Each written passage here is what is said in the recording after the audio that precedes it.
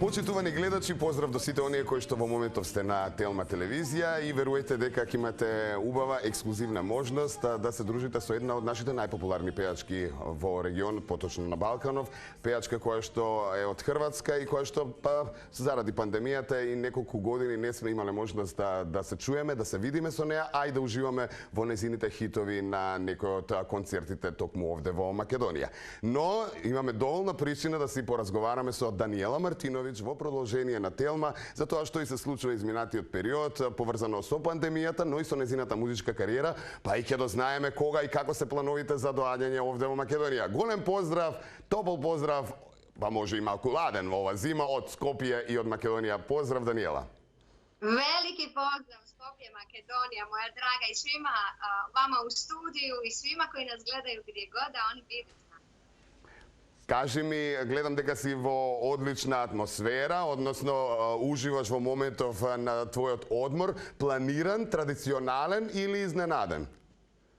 Pa ja sam nekako uvela u proteklom periodu jednu svoju malu svetu zakonitost da ne čekam nekakve posebne prilike da se odem odmoriti.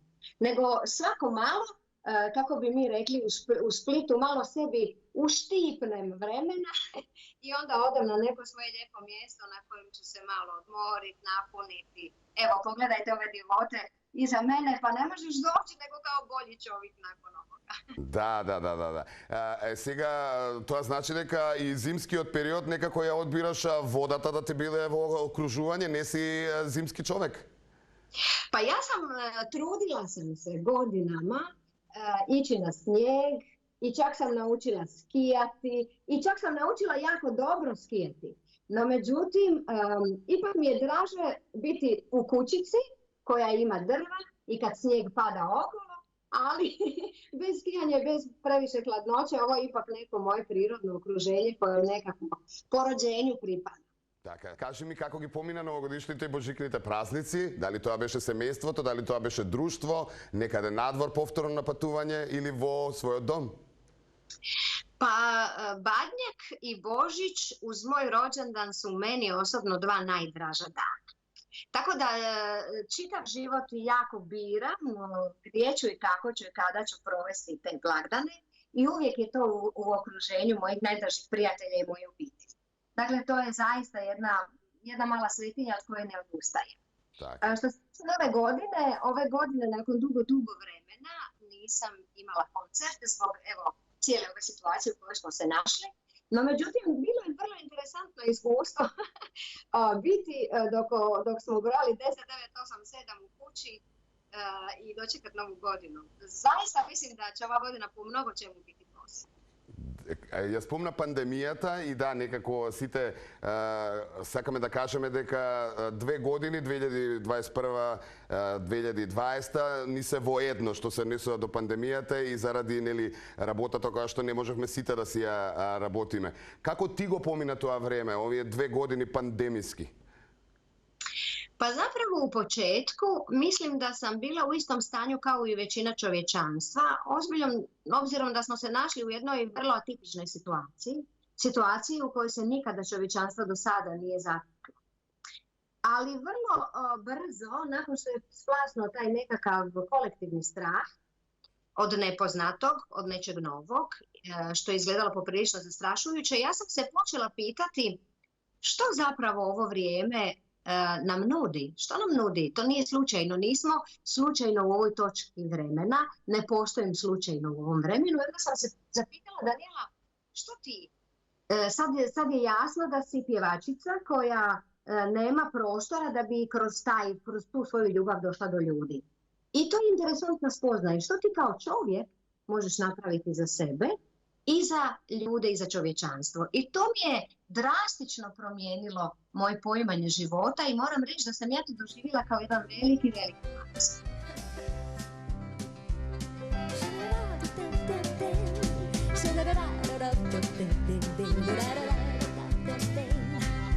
Mnogi ljudi vole na tom svijetu, jednom davno voljela sam ja. Slomili me, srušili u letu, jer mi ljubav nisu suđena. Prođe vrijeme, razvodni se tuga, ma ona nađe jedan kut u grudima. Ali nikad, nikad ne smiri se ljubav, jer ljubav živi u svim srcima. Što sam ja, što si ti, moj živote, da li sreća ili obični san? Jer ljubav, meni nije suđena. Verujem дека и ти, како и сите ние, имаше време во пауза од работните обврски да посветиш многу повеќе на своето семејство, на оние кои што ти значат, на оние кои што можеби изминатите години си немала време да им посветиш, така? Pa ja mislim da je to dobro pitanje za svaku osobu, za svakog čovjeka, obzirom da smo se našli u takvoj situaciji. Što ja zapravo želim? Što me zaista čini sretnom? Kako mogu sebe u ovom obliku dati malo više ljudima? Što to zapravo ja sebi želim priuštiti? I onda sam otkrila neke mnoge divote koje sebi nisam priuštila, tako da sam prionila pisanju. Recimo, počela sam intenzivno vježbati pjevanje. Da, većina ljudi bi rekla, pa kako, što vježbaš, ti si pjevačica već dugo godina.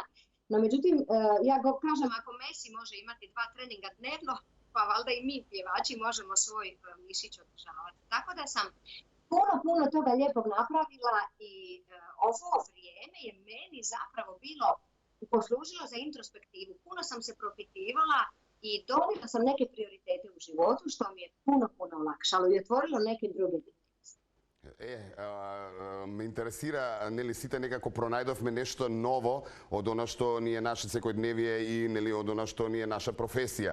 Што ти пронајде во пандемиските години? Односно, дали откри некое ново хоби или нешто што можеби не си ни верувала дека можеш да го правиш и да се занимаваш со тоа?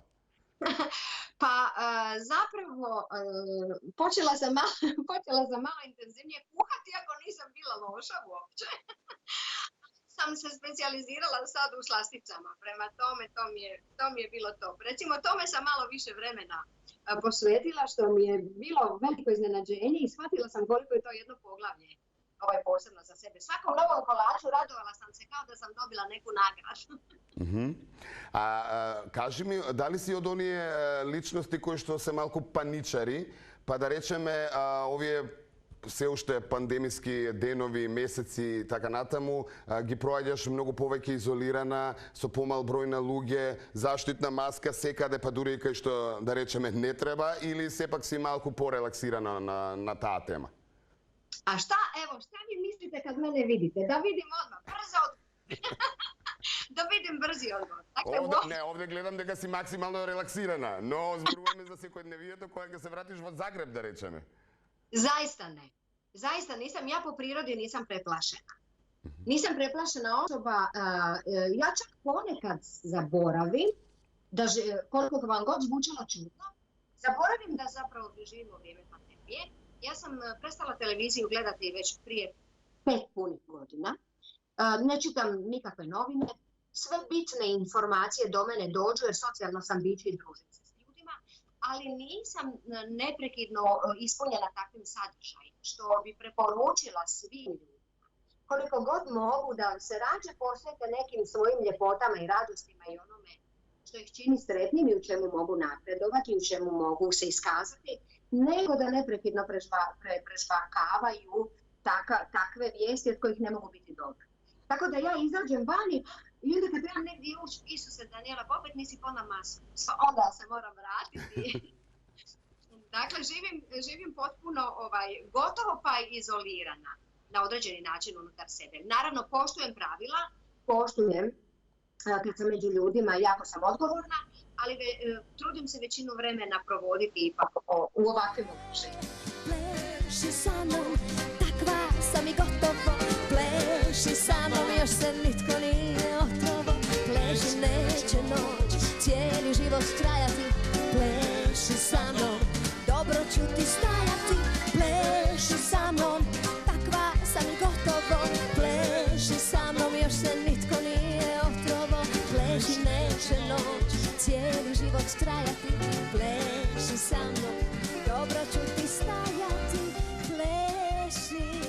ono što isto така dobro го правиш изминатите години, да им сообщиме на нашите гледачи, може дел од нив не знаат, се посвети на пишувањето. И тоа, ако не се лажам, почна прво со книги за најмладите, за дечињата, а веднаш потоа добро ти оди, некако преминуваш кај писателите, а?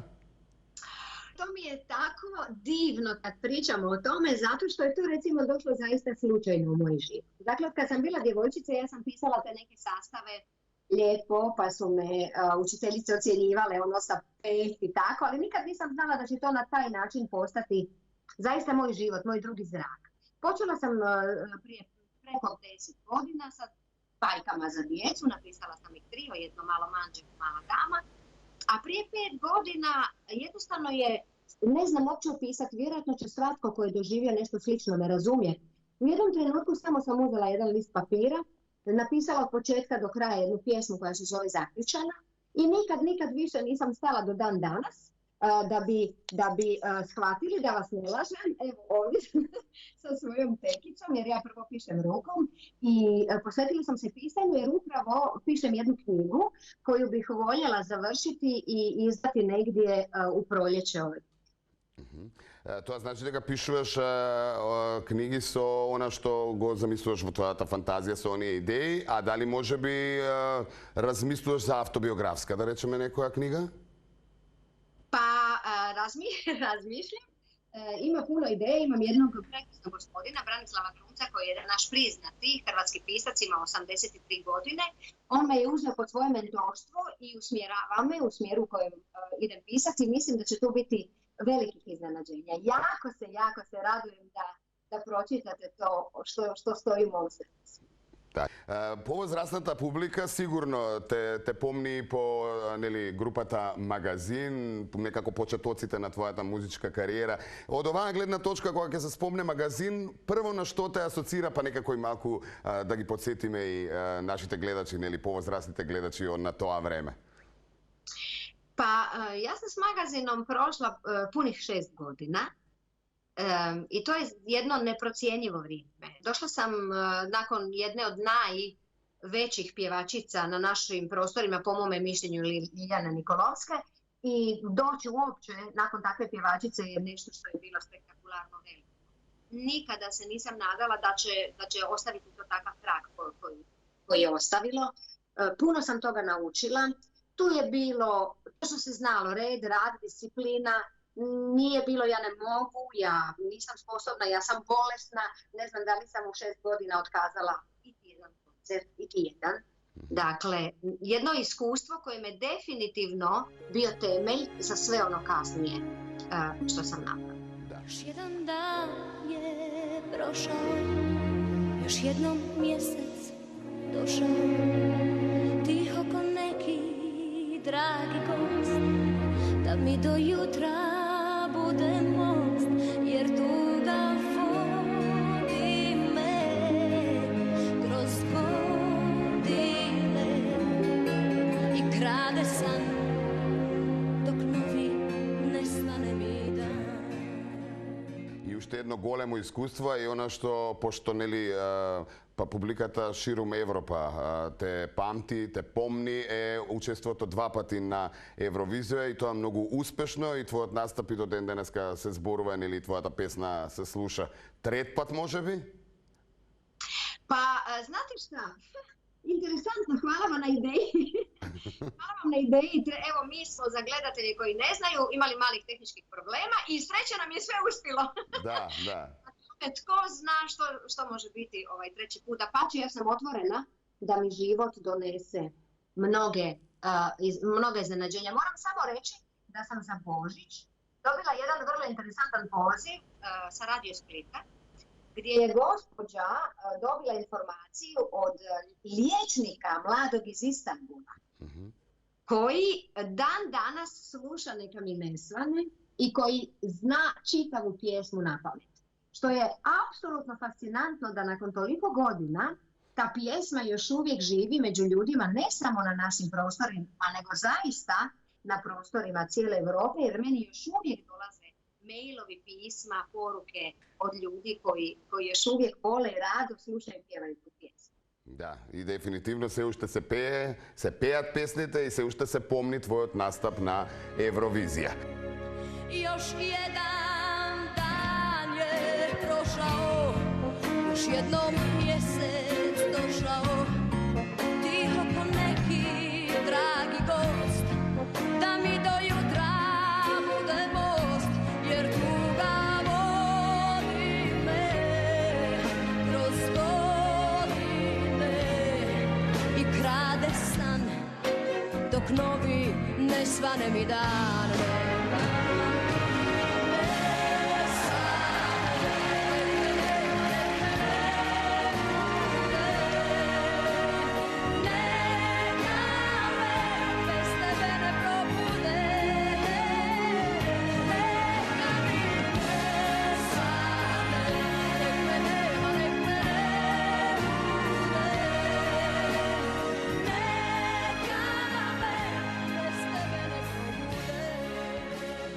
Сега те помниме и ние по прекрасни концерти овде во Македонија и кога последен пат беше во Македонија и кога следен пат би можеле да те очекуваме, ако се биде во ред, пак ќе се навратиме на пандемијата?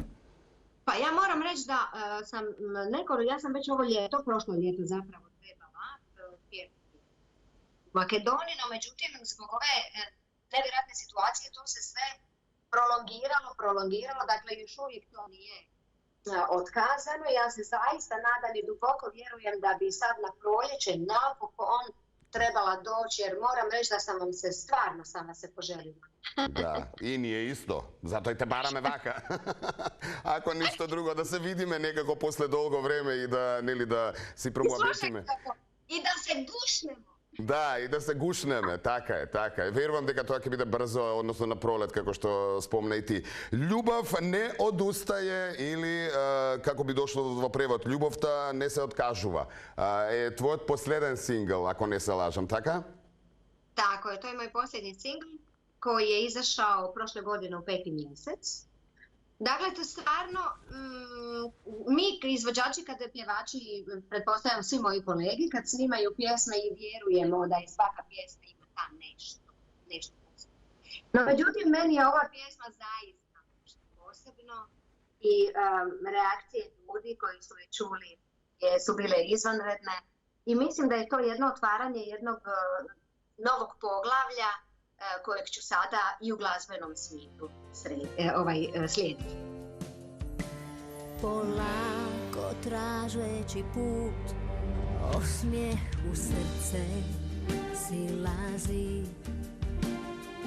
Netko kog odavno znam, korakom tvojim odlazi. Da barem malo zastane za jedan pogled na mene i da ne svane dan i vrijeme da stane, da zaustavim svijet, sve 4 strane, da razmaknem more, oluje smirim sve, ništa ne vrijedi kad nema te, više nisam ti san, al daj mi malo nade, bit ću sjenama, da te netko ne ukrade, možda dogodi nam se, možda krene na bolje, ljubav ne odustaje, nepobjediva je.